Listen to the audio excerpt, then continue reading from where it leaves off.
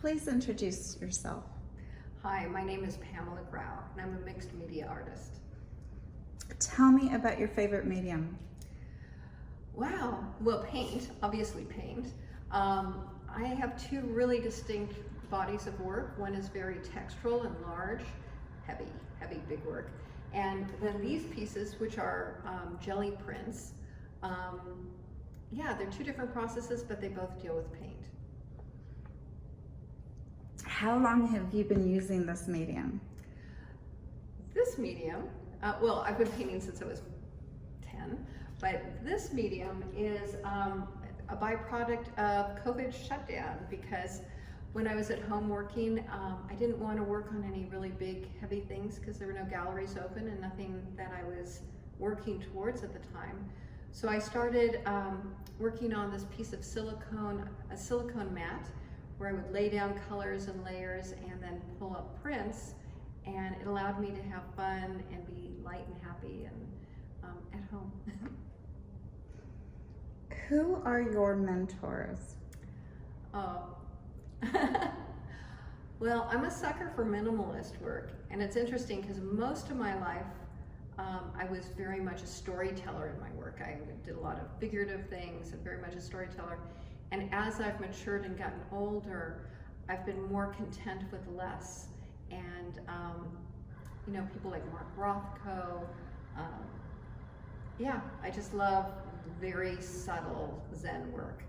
Whether or not that's what I do or not, that's something else, but that's who I'm inspired by.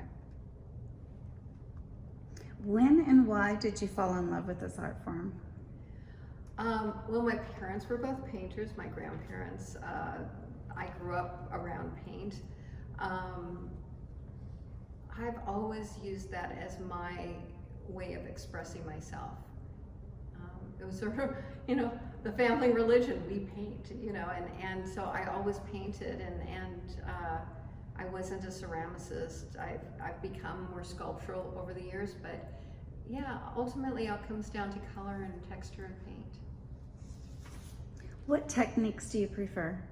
That I prefer are layering. I like to lay down many layers and sort of excavate and discover and work into things. Glazing, I use a lot of transparent colors, thick, thin. Because I'm working with acrylic, I'm able to layer in ways that I'm not with oil. So. And how would you describe your art? I would describe my work as a constant battle between chaos and structure, but I'm actually more about process.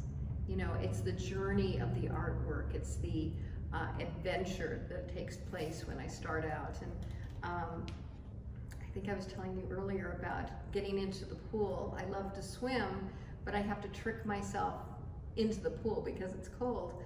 When I start a painting, I sort of have to trick myself into beginning the journey, because every painting is like a postcard from a place that I visited but won't find again. You know, so it's this full-on adventure. Maybe I'm just a scaredy cat and I don't travel that much, but I travel with each painting. You know, I put down layers. I don't know where I'm going. I don't know where I lose control. I'm scared. You know, I'm excited. I'm frustrated. There's a whole range of emotions, and the end result is this painting. Is your personality reflected in your art? Yeah. My paintings are a result of a lot of impulsive decisions, a lot of reactiveness. I have a lot of self-discipline. I have personal, I'm good with some structure, but I'm also very chaotic. It's hard for me to create order. I don't think very far ahead. But I'm a big idea person. You know, I always have these grand ideas and I inspire people to do them. Yeah, I think my paintings are really about impulsivity, you know, and chaos, but at the same time, a lot of structure and control. Did you always want to be an artist?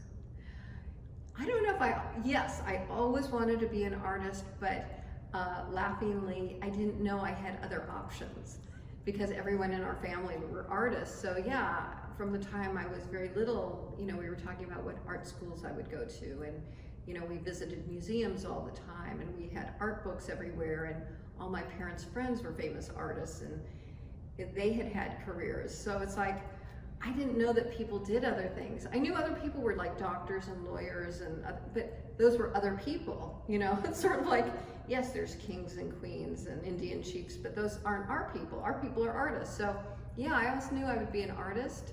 I think I woke up in my 20s and thought, oh wait, I could have done something else. You know, like being an artist is hard. You know, it's sort of like being an actor. You wouldn't really encourage your kids to be an actor because you know how hard a lifestyle it is.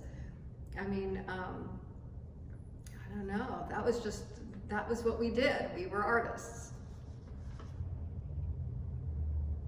How do you know when a piece of your work is done?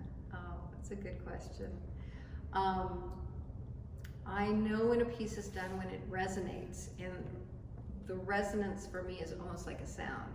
It's like the sound of something in tune, like when you tune a guitar and you can hear that it's in tune. A painting that works for me personally, it has a sound almost. It has a feeling of like being perfectly in tune. Like there's balance, there's focal points, there's the colors are working together well. There's a rich overall sound to me. Like it's not something other people go, oh, that sounds good. But for me, I look at it and it just feels, there's a feeling to it that's a resonance. What advice would you give your younger self? Wow, okay. So when I mentor kids or younger artists, I tell them to really dive into their authentic self, to really figure out what's unique about themselves, and really love it and embrace it as a gift. When I was younger, I did not do that for myself. And despite all the good intentions and people around me who were saying, oh, you're great just as you are, I spent a lot of my younger years looking at other people's work, looking at other people's styles, you know, women with straight hair, you know, it's like, I really wanted to grow up to be like them. And the truth is, it wasn't until I wanted to grow up to be me that it all started working out really well. And so the advice to my younger self was, hey, forget about anything around you. Keep your eyes on your own paper. Just focus in, dive into yourself, find your authentic self. And my authentic self has a lot of chaos and impulsivity and texture and curl and out of controlness.